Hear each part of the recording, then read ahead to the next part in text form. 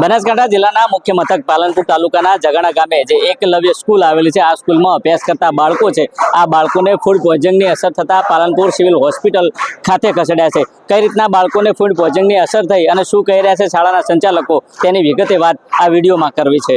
વૈષ્ણવજન તો તેને કહીએ જે પીડ પરાઈ જાનાને રે। નમસ્કાર, હું છું દિનેશ ઠાકોર। નવજીવન ન્યૂઝમાં આપનું હાર્દિક સ્વાગત છે। આમ તો સૌ ભણે સૌ આગળની આ વાતો કરતી આ રાજ્યની સરકારમાં હવે વિદ્યાર્થીઓને આપવામાં આવતું જે ભોજન છે, આ ભોજન વ્યવસ્થિત આપવામાં આવતું નથી અને આખરે આ વ્યવસ્થિત ભોજન ન આપવાના કારણે ક્યાંક ને ક્યાંક બાળકોને ફૂડ પોઈઝનિંગની અસર થાય છે। પાલનપુરના જગાણા ખાતે જે એકલવ્ય મોડેલ સ્કૂલ છે, આ મોડેલ જે સ્કૂલ છે, આ સ્કૂલમાં અભ્યાસ કરતા જે વિદ્યાર્થીઓ છે અને આ વિદ્યાર્થીઓને આપવામાં આવતું જે ભોજન છે, આ ભોજનમાં ક્યાંક ને ક્યાંક ક્ષતિ થતાની સાથે જે વિદ્યાર્થીઓ છે 38 જેટલા વિદ્યાર્થીઓને ફૂડ પોઈઝનિંગ થતાં પાલનપુર સિવિલ હોસ્પિટલ ખાતે ખસેડ્યા છે। મળતી માહિતી મુજબ કાલના 5 વાગ્યાના જે સમય હતો, આ સમયે 10 વિદ્યાર્થીઓને ફૂડ પોઈઝનિંગની અસર થતાં પાલનપુર સિવિલ હોસ્પિટલ ખાતે ખસેડવામાં આવ્યા હતા। જોકે ત્યારબાદ વિદ્યાર્થીઓ તેમને વધારે પ્રમાણમાં તેમની તબિયત લથડતા 22 જેટલા વિદ્યાર્થીઓને પાલનપુર સિવિલ હોસ્પિટલ ખાતે ખસેડ્યા હતા। એટલે ક્યાંક ને ક્યાંક 38 જેટલા વિદ્યાર્થીઓને ફૂડ પોઈઝનિંગ થતાં સિવિલ હોસ્પિટલ ખાતે ખસેડ્યા હતા। પરંતુ વાત એટલે છે કે પાલનપુર જે જગાણા ખાતે જે રેસિડેન્સી જે સ્કૂલ આવેલી છે, આ સ્કૂલમાં અગાઉ પણ અનેક પ્રકારના બનાવ બની ચૂક્યા છે, છતાં ક્યાંક ને ક્યાંક આ જે સંચાલકો છે તેમની ક્ષતિના કારણે બાળકોનો જીવ જોખમમાં મુકાઈ રહ્યો છે।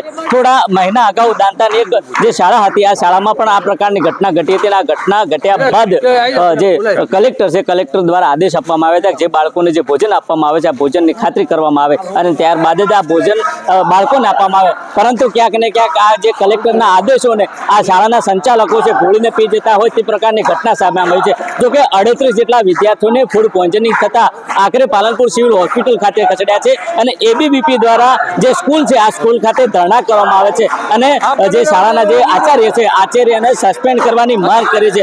તમે જોઈ રહ્યા છો કે એબીવીપી દ્વારા જે શાળાનું પ્રાંગણ છે, આ પ્રાંગણ ખાતે રામધૂન બોલાવવામાં આવે છે।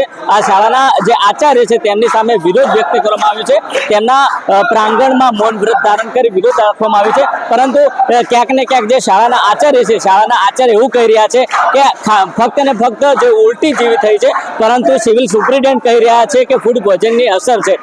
સાચું કોણ, ડોક્ટર સાચા છે કે પછી શાળાના સંચાલક? આ તમામ બાબત છે, આ તમામ બાબતને લઈને શાળાના આચાર્ય શું કહી રહ્યા છે તે પણ તમે સાંભળો। ये कोई ऐसा नहीं है। कल बच्चे का थोड़ा सा बीमारी का हुआ था, तो सर चकराने और वॉमिटिंग का केस हुआ था 7-8 बच्चे को। उसको लेकर के मैं हॉस्पिटल गया था, सिविल हॉस्पिटल पालनपुर। तो वहाँ पे बच्चे का रात में सभी बच्चे नॉर्मल हो गए थे। धीरे धीरे और भी कुछ बच्चे का नहीं वो बोले थे, लेकिन अभी तक उसका पूरा रिपोर्ट नहीं आया है। जब तक जांच रिपोर्ट नहीं आ जाए, क्योंकि हमारे कैंपस में लगभग 650 बच्चे हैं सर। ठीक है, क्या खाना खाया था? क्या आपको नहीं वो खाना तो दोपहर में ही खाया था, शाम को ये खाना तो जो नॉर्मल जो हमारा मेनू है उसी के अनुसार खाना खाया था। और ये घटना शाम को 5:20 में मेरे संज्ञान में आया है। मैं तुरंत बच्चे को लेकर सिविल हॉस्पिटल गया हूँ। कितने लोगों को अभी असर क्या टोटल 36 बच्चे जो हैं रात में मैंने एडमिट किया था। यहाँ पे कितने हैं? यहाँ पे नहीं है, सभी सिविल अस्पताल में है। आगे क्या जांच क्या चल रही है अभी? कल सभी रात में सभी एकदम जो है नॉर्मल है और सभी बच्चे स्टेबल हैं, कहीं कोई प्रॉब्लम नहीं है। रात में 10 बजे ही सभी बच्चे स्टेबल हो गए। कल में भी ऐसा हुआ था? नहीं, हमारे रीजन में तो ऐसा कभी ऐसा हुआ नहीं। सर, जो वाली आई उनका बोलना कि इनको बिना बताए आप उनको हॉस्पिटल लेके उनको बताया भी नहीं? हॉस्पिटल से मैंने सभी जो हमारे हाउस मिस्ट्रेस हैं और हाउस वार्डन हैं उनको मैंने ये सख्त निर्देश दिया था कि सभी वाली को इसकी सूचना दिया जाए और बच्चे से बात करवाया जाए और हो सके तो वीडियो कॉल के तहत बात करवाया जाए। मेरा ये साफ निर्देश था और मैं रात भर हॉस्पिटल में ही हूँ सर। तो वाली झूठ बोलती? नहीं, वाली झूठ ये मैं नहीं बोल सकता हूँ। हो सकता है कि 1-2 वाली से बात ना हुआ हो, लेकिन कि मोस्टली सबसे बात मैंने खुद वहाँ रह करके हमारे सारे अधिकारियों ने भी ये निर्देश दिया था कि सभी वाली से बात करवाया अभी तक वो क्लियर नहीं होता खाना क्या खाया था? आपको वो तो बता ही सकते हैं कम से कम मेनू में क्या था? मेनू में तो ये सुबह में दोपहर का जो मेनू था वो चावल, दाल, रोटी, दही, बनाना और आलू और पालक की सब्जी थी। ये दोपहर में यही खाना खाए सभी बच्चे ने। अब सभी बच्चे ने खाना खाया। लेकिन ये घटना केवल गर्ल्स के साथ हुआ है, ऐसा नहीं है कि सभी बच्चे ने खाया है, बॉयज गर्ल्स सब ने खाया है, हमारे स्टाफ ने भी खाना खाया है। फूड विभाग यहाँ पे आया था जांच की? अब फूड विभाग का अभी उसका रिपोर्ट नहीं है। તમે જો તે પ્રકારે શાળાના આચાર્ય કહ્યું કે સામાન્ય ઝાડા ઉલટી છે, પરંતુ હકીકતમાં જે સિવિલ સુપ્રિન્ટેન્ડન્ટ સુનિલ જોશી છે તેમનું કહેવું છે કે આ બાળકોને ફૂડ પોઈઝનિંગની અસર થઈ છે, પરંતુ આ શાળાના આચાર્ય છે એ માનવા તૈયાર નથી. જો કે તમામ બાબત છે, આ તમામ બાબતને લઈને સિવિલ સુપ્રિન્ટેન્ડન્ટ સુનિલ જોશી શું કહી રહ્યા છે તે પણ તમે સાંભળો. અત્રે બનાસ મેડિકલ કોલેજ અને જનરલ હોસ્પિટલ પાલનપુર ખાતે 38 બાળકો અત્યારે દાખલ છે, જેઓ એકલવ્ય સ્કૂલ જગાણાથી લાવવામાં આવેલા અને ફૂડ પોઈઝનિંગ થયેલું હતું.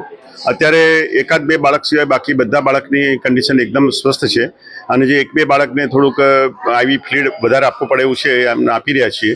બાકી કોઈ ખતરાથી બધા બાળકો બહાર છે. આમાં અત્યારે એમને આઈવી ઇન્જેક્શન આપવા પડે, ડ્રીપ આપવી પડે, જેથી ફ્લુઇડ જે શરીરમાં ઓછું પડતું હોય એ પૂરતું થાય, અને વોમિટિંગ માટે અને દુખાવા માટેની દવાઓ બધી આપવામાં આવે છે. આમાં ફૂડ પોઈઝનિંગમાં અનેક પ્રકારના કારણો હોય છે. એમાં બેક્ટેરિયલ પણ હોઈ શકે છે, ઘણીવાર વાયરલ પણ ઇન્ફેક્શન હોઈ શકે, અને બધા એ જ્યારે લેબોરેટરી ટેસ્ટમાંથી ખબર પડે કે કઈ જાતના ઇન્ફેક્શન ખોરાકમાંથી આવ્યું છે, એ ખોરાકની તપાસ કરીને એની બાયોકેમિસ્ટ્રિકલ તપાસ કરીએ તો જ ખબર પડે કે કયા જંતુઓ એમના શરીરમાં, અથવા તો બાળકોના શરીરની અંદરથી બાકી જો સંડાસ વધારે થતું હોય તો એમાંથી સ્ટૂલમાંથી ખબર પડે કે એમને કઈ જાતનો રોગ લાગુ પડ્યો છે. તમે જો તે પ્રકારે સિવિલના સુનિલ જોશી સુપ્રિન્ટેન્ડન્ટ છે તેમનું કહેવું છે કે 38 જેટલા જે વિદ્યાર્થીઓ છે, આ વિદ્યાર્થીઓને ફૂડ પોઈઝનિંગની અસર થઈ છે, પરંતુ શાળાના જે આચાર્ય છે માનવા તૈયાર નથી. એક બાજુ કલેક્ટર દ્વારા આદેશ આપવામાં આવે છે, પરંતુ ક્યાંક ને ક્યાંક આ આદેશોને ઘોળીને પી જતા આ સંચાલકો સામે કાર્યવાહી ક્યારે થશે? દિનેશ ઠાકોર, નવજીવન ન્યૂઝ, બનાસકાંઠા.